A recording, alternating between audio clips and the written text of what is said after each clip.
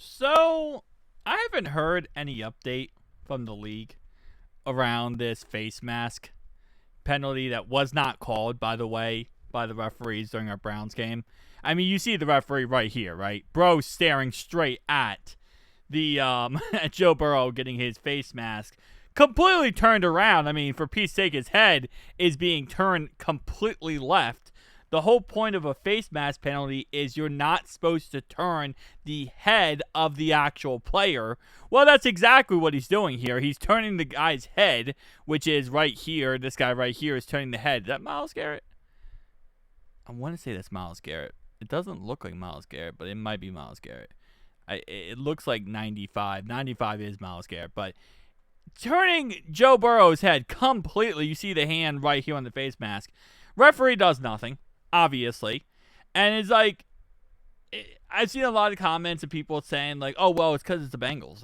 I mean, like, nobody cares about the Bengals, which still is insane because that's actually very true.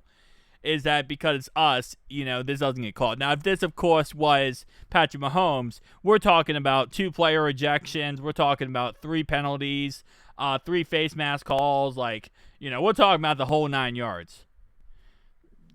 It's Joe Burrow. We just don't care. Why would we care about that, right? So, in the end, the NFL will most likely get enough crap that they'll have to look into this.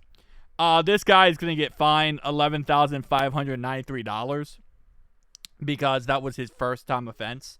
Now, if he did it a second time in the game, it would be $17,389 for it. But because that was his first time, it will be $11,593.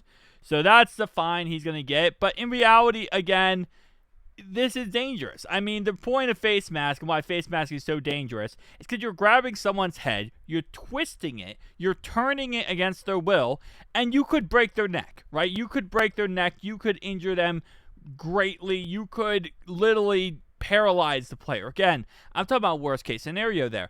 But that's the point of why it's such a big thing. That's why it's such a big, issue is you can't do that kind of stuff because you could severely injure the player for life. It's more than just football. It's more than just tackling him. You could really hurt the player. Now, again, at the end of the day, I don't think that the NFL is going to really do much else other than just, okay, well, face mask, we couldn't call the penalty flag in the game because the referee can't do their job. Reality-wise, I feel like that referee right there should be fired. That's what I think. This is how justice would work. That referee right there is fired because he's not doing his job. I don't know if he's like in La La Land and he's like, daydreaming about something, but clearly he's not doing his job. If he's looking straight at Joe Burrow and doesn't see this face mask call, the point is they're supposed to watch every inch of the play. That's why there's so many different referees, because there's different referees depending on the different areas of the field. If he's watching this and not doing his job, he needs to be fined. He needs to be kicked out of football because clearly this is why we have a referee issue, is because these guys, they don't care. They don't do their job half the time, it feels like. So that's number one. Again, fire that guy. This guy's get fined, $10,000, $11,000, whatever it was, $11,593. But at the end of the day, that's chump change for a lot of these players.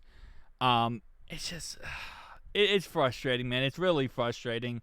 Because, again, it's really that biasy of if this was the Kansas City Chiefs or if this was the Ravens or if this was the Bills, this would have been a huge, huge, huge thing. Even the announcers didn't bring it up. The announcers didn't even care about it. It's like, oh, yeah, it happened, whatever, like...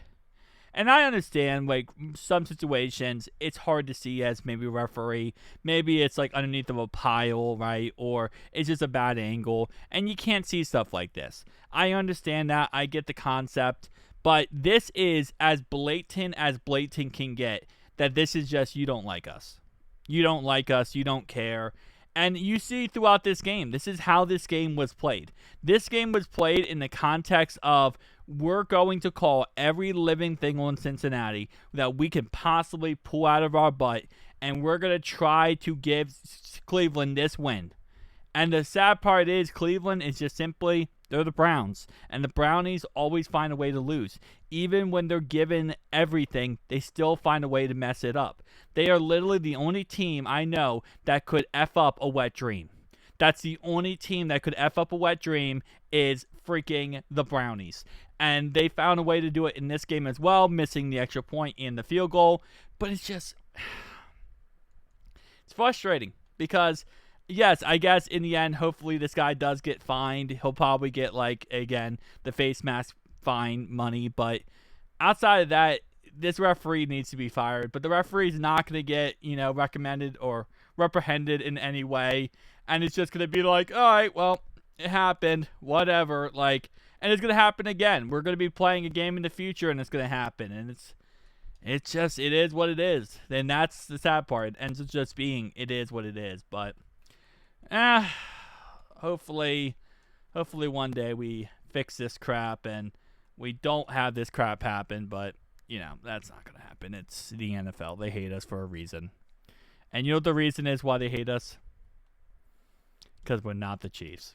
And we're not the Patriots. And we're not the, darling. We're not a huge market team. Why like the Bengals? The Bengals aren't a huge market. We're not bringing the NFL thousands upon thousands of dollars. Sorry, not thousands. Lordy. We're not bringing the NFL, billions of dollars like big market teams do. So why like us? There's no reason to. You probably should prefer teams that, obviously are huge markets. And the Chiefs get even more of a bonus because Roger Goodell grew up a Chiefs fan. He's been a Chiefs fan since he was a little kid. He's been a Chiefs fan his whole entire life. He's openly admitted that he's a Chiefs fan. When they won the Super Bowl, him and Chris Jones were hugging, and he said, "We did it." I'm sorry, but I feel like there should be some level of, I get it, he's a football fan. That's great. We love that, right? If you're going to run a league, you should be a football fan. You should be a fan of the product.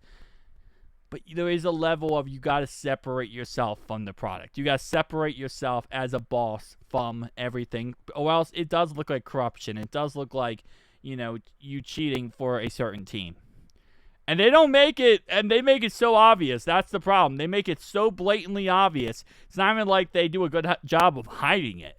At least if they hid it a little bit, then maybe it would be like, oh, come on, man, you crazy. But they don't even hide it anymore. They just front and center, like, yep, we're going to make the Chiefs win. We're going to do this and that. Which, again, look at our AFC Championship game. Never in history has a team had multiple fourth downs. Multiple plays in a row. Because that play got called, but we actually stopped the play before it happened, even though we're not saying that until after the play is done with. It's frustrating.